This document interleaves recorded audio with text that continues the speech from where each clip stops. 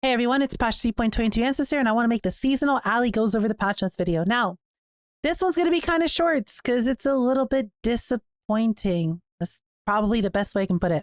I'm sorry my voice is kind of gone. We just finished up our stream going over all these and talking about all of it. And I wanted to get off as soon as possible and start making some videos on all of the changes.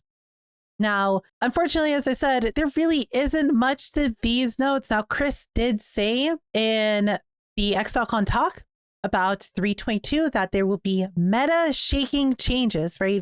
We were led on to believe we're going to get quite a lot of changes, and well, let's get into it, shall we? So the first thing to mention is going to be the new season. New season's kind of be like TFT from League of Legends. It's basically going to be kind of like an auto battler, but you're part of it. It's going to be kind of interesting as a tournament. You fight different teams, and at the end you get fame, and then you can use the fame to recruit better units for further tournaments and get loot. It's honestly seems pretty fun, and if the loot from it is pretty good, then I think it'll be a very good season mechanic overall. Next up, we're having quite a lot of new supports added to the game. It's been quite a while since we've gotten a lot of new additions, and if you want the quick TLDR on this, is some of these are just going to be flat out useless in my opinion and just flat out garbage. Good example of that being fresh meat. A lot of people thought this one's going to be really good, giving your minions crit chance and adrenaline, but then we figured out that it's only 10% of the duration. So that means if your SRS lasts 10 seconds, they get 1 second of adrenaline. So by the time they run up to the enemy, the adrenaline's gone and they don't get any benefits from this. So unfortunately, this is kind of garbage, at least for the builds people were interested in putting them in. This might still be okay, for example, like Skellies or maybe short lifespan Spectres, but I don't think we're going to see anything too amazing out of them. And a few of these are just like that, where they're either going to be super niche or potentially not very good. A few of the other ones are simply numbers based, as in what is the numbers on the gems going to be? That's going to determine if they're going to be really good, if they're going to be meta, or if they're going to be complete garbage.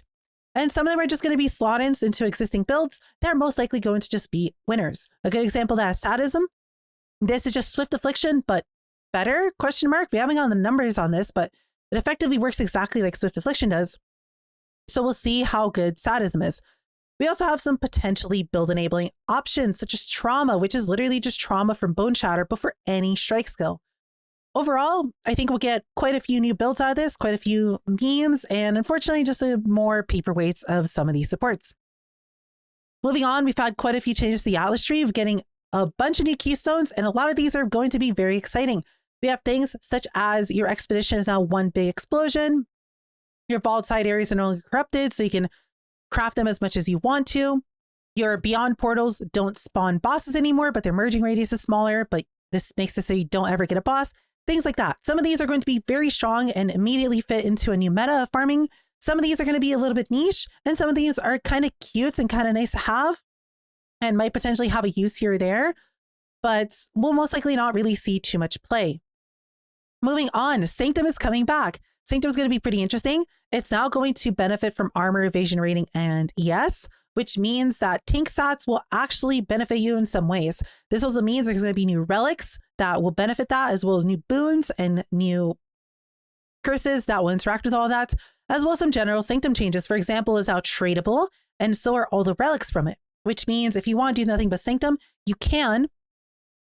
And if, for example, you want to do like the first few floors, but you don't think you do the last floor, well, every single floor is going to be tradable. So you can, for example, sell your floor 3 run to someone else and let them finish it up. The other big change here is that there will now be rare monsters within all of the rooms, and they have to be killed before you can actually move on to the next floor. This means you no longer can just zoom through half of the rooms that don't actually have any requirements, so make it a little bit harder. But an interesting is Headhunter is actually now usable in Sanctum. And then lastly, Lycia, since she has 2 forms and there's 2 phases to her, you have to kill both phases now before you actually get the reward, instead of just doing the first one and skipping the harder phase. Moving on to the map changes, quite a lot of the good maps, in my opinion, are being removed, and quite a lot of bad maps are coming into the game from the new map pool change.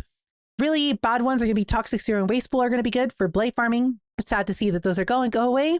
And for example, Defiled Cathedral is also going to be gone. So that means we're basically stuck with Crimson Temples now. As for the winners, we have a few nice ones, such as Mudgeyser might be okay for Legions if you're tired of Dunes, and Summit as well if you want to do Summit instead of Mudgeyser. Also, a few changes for everything in terms of where div cards and whatnot drop, simply because some of the maps are going away. And a few Atlas passive changes, which honestly, my overall opinion of this is they're pretty good. Big one here is going to be that you can specify which kind of beyond monsters you want in your map. And they're going to drop more of different things. For example, one's going to drop more basic currency. Other one's going to drop more divination cards. Other one's just going to give you more unique items. It's honestly pretty good. I feel like this will be a really nice change, as well as some new Atlas nodes for tormented spirits for Vol side areas, and some new additions to some map sustain. Now, here's the first big change of the season. Legion is dead. And what I mean by this is Legion XP farming. If you've ever went into a 5-way and gotten XP, it's dead. So 5-ways used to be monster level 84. They're now level 80. And each emblem increases the monster level. But if you have 5 of them in there, it's only going to be +2. So overall, it's now monster level 82 instead of 84. Not only that, but each emblem used to give you 20% increased experience. That is completely gone. So not only is this 2 lower monster levels, but it's also half the experience, which means 5-ways will still be good because it's going to be the only way to gain AFK XP. But they're going to be substantially slower because 82 versus 84 makes a massive difference, especially as you approach level 100. I don't think we'll be seeing people buying level 100 unless they have a lot of time on their hands. I think people will be stopping around 97, 98 before it gets abysmally slow with only monster level 82. With this, it's also probably a pretty big nerf to timeless jewels, since it's going to mean that timeless jewels are going to come into the game substantially slower, since most of them are coming in from people selling 5-ways. This should make them substantially more expensive and substantially more rare, especially if you're looking for a very specific number. Moving on, Tormented Spirits got a few buffs. The TLDR of this is they are now more aggressive in terms of haunting enemies. Their AI has been changed, and they're going to be a lot tankier while also having a less damage taken buff on it until they touch a few people. This means that you can't accidentally just one-shot them, and it'll make it easier for you to actually benefit from what Tormented Spirits are supposed to do.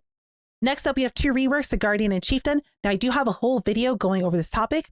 There are a few changes that were made that GG like to clarify on. First one being that Summon Elemental Relic now specifically will also work when hitting a rare unique enemy. So this is good, but we still don't know what a Sentinel of Radiance does. And for Chieftain, Ramako has been clarified that the fire resistance is 0, which means this cannot be removed any lower, as we can assume it's going to work exactly like Original Sin, which means it's going to be stuck at 0 no matter what. Next up, Ascendant has also been nerfed due to the Guardian and Chieftain changes. Overall, Ascendant for Guardian is just complete garbage now. The only reason you ever took this was as a aura bot for a defensive option. And for Chieftain, well, everything is just gone from it. There's basically no reason to ever pick Chieftain Ascendant. There never really was before, but now it's even worse. Lastly, they fixed a bug with Occultist, which I believe is a small buff for Frigid Wake, making it a little bit better at freezes. Moving on, they've changed a little bit of the passive skill tree. They've added a few new nodes into the game, mostly around Marauder and Duelist, to deal with fire damage based builds. And they have nerfed one specific node that might be interesting for your build or not. The one we're looking at here is going to be Dirty Techniques. They have made the 2 leading nodes to it a lot better by making it damage with ailments is faster. And they have made the damage with ailments is faster on Dirty Techniques be 15%, but they removed the damage multiplier. So if you were anointing Dirty Techniques, you're most likely not going to touch it now. It's a lot worse. But if you're manually pathing Dirty Techniques, this node and this cluster in general is a lot better now. Otherwise, the other really big nerf to mention here is Veng and Cascade is basically gone from the game. Instead of just them putting a less damage taken multiplier on Veng and Cascade, which was going to assume what they were going to do with returning projectiles being added to the game, no, it's just gone. All it does now is it's just returning projectiles have 150% increased speed, which might be okay with the bow mastery that makes it so projectile speed applies to damage, but I really don't think you're going to be wasting an annoying slot for that. It's not going to be enough damage. Overall, it just kind of sucks that Veng and Cascade is just deleted from the game, and it is what it is. I just maybe expected a different nerf here. I know some people are going to be upset about this. Some people are not going to care, but it's honestly probably the single biggest nerf of this whole patch note. Another one, which is kind of small, but also very significant, Strength of Blood is now nerfed. So instead of giving you less damage per 2 recovery, it's now 2% additional physical damage reduction per 3, which makes it really garbage. This is a keystone that people use as the alternative to Leech. Instead of the Leech giving you extra recovery through healing your life, instead gave you less damage taken. So if you had a different way to recover and you didn't need the Leech, You could have just made yourself overall tankier and just dealt with mechanics in a different way. And unfortunately now it's basically completely gutted again, which is a little bit unfortunate. Last but not least, I do mean last but not least, we have a few skill balance changes and a few item balance changes. The biggest one to mention here is the temp chains nerf. This is about a 30% DPS loss for poison builds. The ailments expire faster has gone from 40% to 25%, which is a massive nerf to poison builds. And if you're planning to play a poison build, this is going to kind of suck. More on that later, smile.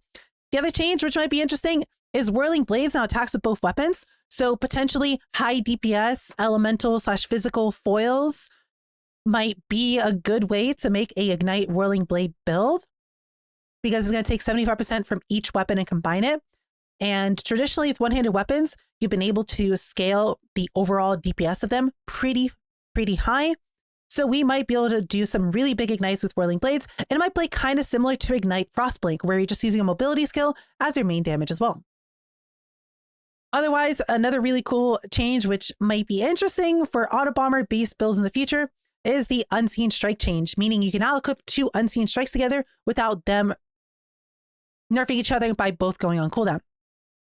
Alberons also just got nerfed for no reason. I don't really get why this happened, but they decided to nerf Alberons.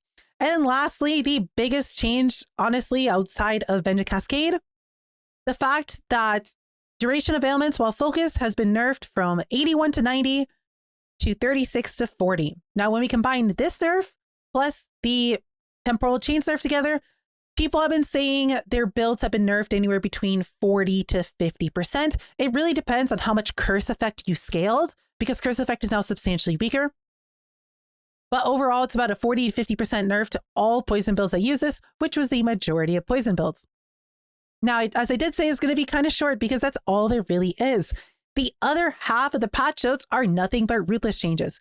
Every single ascendancy point in Ruthless has been basically reworked and nerfed, because now in Ruthless, you can get your Uber Lab done, so you can get 4 points in total. I'm not kidding when I say 42% of the total words in the patch notes are all Ruthless changes. In my opinion, and to a lot of people's opinion, it's kind of disappointing that Ruthless kind of took over half of the patch notes. And while that might suck, I don't think people would really mind it too much if it also meant that we would get a lot more normal changes for the normal game mode. But unfortunately, that's not the case. Chris did say a pretty big meta shakeup, and all they ended up doing was adding a few supports, which a few might become meta builds, and a few might become useful.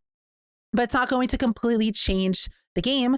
And when you compare it to them nerfing basically all poison builds in half, and then completely nerfing all bull builds by half as well, because Veng and Cascade effectively doubled your damage, the meta shakeup isn't really there. It's more just of a nerf to the whole game, or at least a portion of it. And then the portions of the game that have been lacking behind didn't really get any sort of buffs to make up for it. So for example, strike skills are still kind of bad with the exception of a few. Most self-cast spells are kind of bad. Channeling skills are completely bad. Half the minions aren't really in the best spot right now.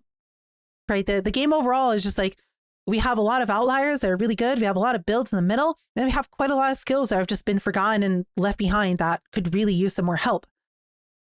And well, you know, when we expected a big meta shakeup, we didn't really get that. We just got nerfed to 2 really popular archetypes, and then they left it at that.